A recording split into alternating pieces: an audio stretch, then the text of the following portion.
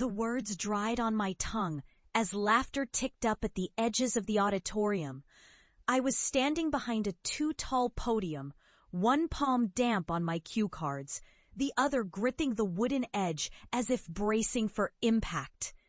We were graduating in Berlin's Hochschule Aula, every row packed with hopeful, red-faced students, and behind them, their families.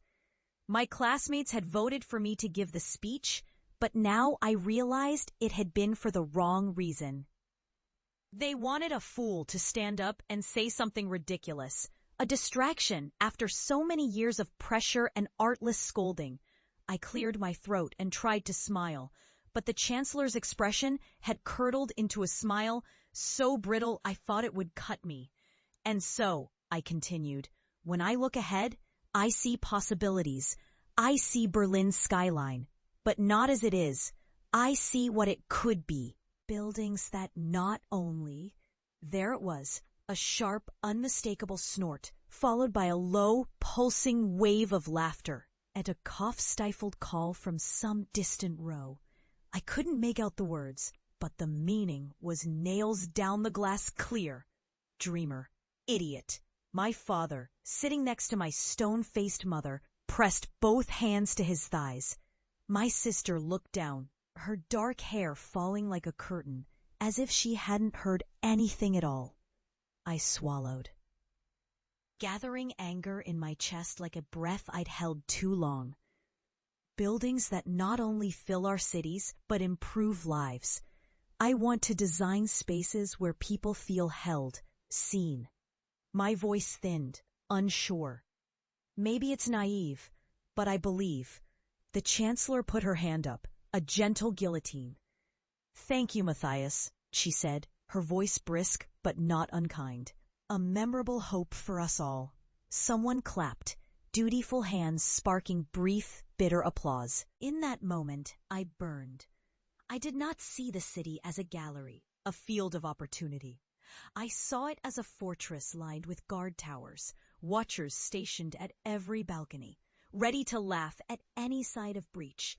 I saw my father in his old construction boots and wrinkled suit jacket, already certain that one way or another I'd return home. Failed, fated, apologetic. But I didn't return, not at first. I took what work I could get, scraping at the architectural edges of Berlin. My first job, despite my degree, was pushing photocopies and cheap coffee to hard old men in a nameless office of glass and tile. One morning in August, the boss barked at me for running the A3s through the copier too hot. It curled the edges of the blueprints. I stood there, the heat flush in my neck betraying me. "What did you study for, huh?" he said. "To ruin paper?" The others laughed quietly, as if in on a joke only they deserved. I worked, I watched, I drew.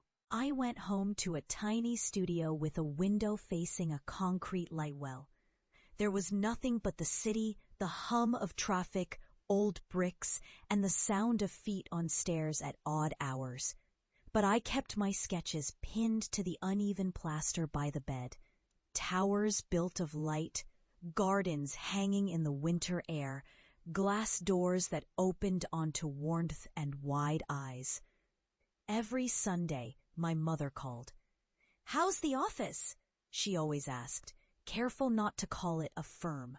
"When will you visit?" My father kept silent, the sound of his breathing slow and steady on the line.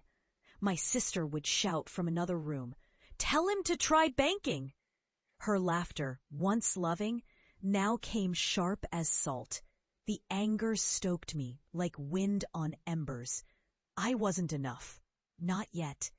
Serenity only came late at night, drafting lines with a thin graphite pencil, the heavy silence sheltering me as I tried to imagine something nobody would dare call naive. But money ran out. The company closed its doors. A larger fish swallowed the lot, weaving pink slips that fluttered from desks as we walked out. I stood in Alexanderplatz and looked up at Fernsehturm, that mirrored pillar stabbing at gray clouds, and promised myself, never back, never small, never pleasing. New offices let me interview, just to see me squirm. "What would you add to Berlin?" they asked, almost smoking. "What makes you different, Matthias?" I lied and said steadiness, stability. Anything but a dreamer. Truth was, I missed boldness. I would never survive by apologizing for my own hunger. After long months of part-time gigs, a draftsman here, a permit reviewer there, I landed at a struggling firm in Moabit, where the boss was long-haired, raw-chinned, and always late, but gave me my first real room to breathe. "You want to try a proposal?" he asked one evening, tossing a thick folder on a chipped desk. "Community center. Lottery money. Council says make it new. You've got a month." He left, closing the door. I opened the folder and ran my hands across the maps. Photos of tired playgrounds, long shadows over busted concrete benches. The brief wanted cheap, fast work. A patch, not a pillar. But I broke the rules on paper. I worked through the night, the silence punctuated by the soft click of pencil, the distant rumble of trains. Layers of curves lifted gardens over walkways. Glass. But set to warm sunlight, not glare. Spaces that cradled, not confined.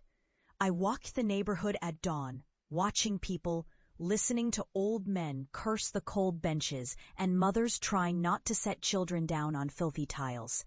I designed for that ache. I expected nothing. 2 months later, a councilwoman called. "Is this Matthias Adler?" I almost denied it. She paused, then read a number I'd given for the proposal, and waited. "We want you to meet the panel next Wednesday. Your design, it's different. We like different." I sat in disbelief until the dial tone vanished. The meeting was a blur. Questions, judgments, someone flipping sketches back and forth while puckering their mouth as if about to spit. I made my case. We can build spaces that heal. Just because it's public doesn't mean it has to be ugly. Silence, then. "We'll be in touch." They called a week later. "Your design is shortlisted. You'll need to work with our budget people." I nodded, trembling in the break room, coffee going cold and bitter. Construction began in spring. I stood on site, frozen mud clumping to boots, as men in orange jackets grumbled and squinted at my pages. "Fancy lines," one said. "If these curves collapse, it's your ass, kid." But the building rose, slow and right. Wood beams, hand-finished, glass fixed in by local boys. I spent every day on site, learning more than I had in 4 years of school, not only about steel and light and concrete, but about trust, about the quiet honor in shared tasks. When the skeleton finally stood against the rain, I walked alone through half-shaped halls and felt some old wound easing. I could stand tall here.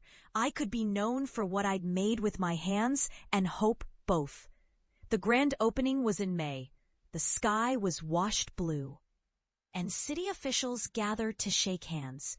Kids ran screaming down halls that hadn't seen laughter in decades. A journalist asked, "Why these curves, these gardens?" I smiled. I grew up here. The city shapes us back if we let it.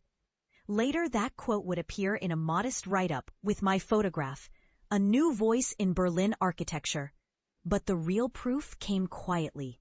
My mother called only 2 weeks later. "Your father saw the article. He didn't say much. But he cut it out and put it on the fridge." Her words caught between pride and confusion, as if not quite knowing what might come next. I took small jobs afterward, but the name stuck. My phone started to ring with new opportunities. A school in Treptow, a gallery near Kreuzberg. But the one that mattered most came by post, hand-delivered on thick stationery. The Central Municipal Library is requesting competition entries for the new public space at Cottbusser Tor. Deadline, 6 months. Submissions anonymous. I almost shook as I read it. Cotti, That relentless circle of train lines and whirling crowds had been my childhood haunt, both haven and hell. That night I walked the square, remembering my sister's laugh echoing off the walls, my father's stern warnings to never waste time on daydreams here. The city had changed, I had changed, but the ache for something beautiful, unashamed, still pressed at me. I drafted lines till dawn, then discarded them. I wandered, watched, and finally, sitting on the curb in the drizzle, among neon-lit kebab shops and old men playing cards, I drew a sweep of arches that melted into gardens and terraces.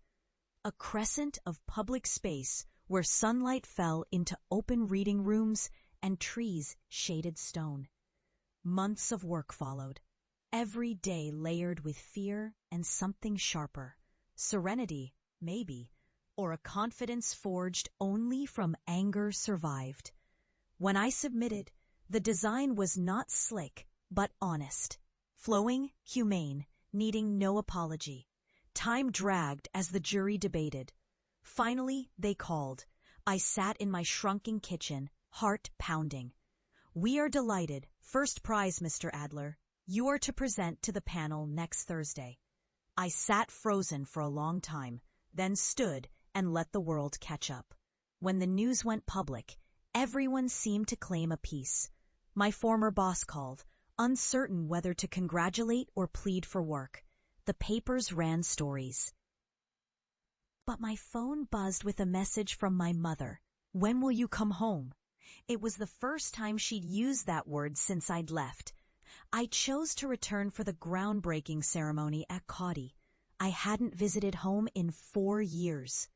Walking into the inner courtyard of our old apartment block, the air thick with grilled onions from neighbors' kitchens, memories charged me like static.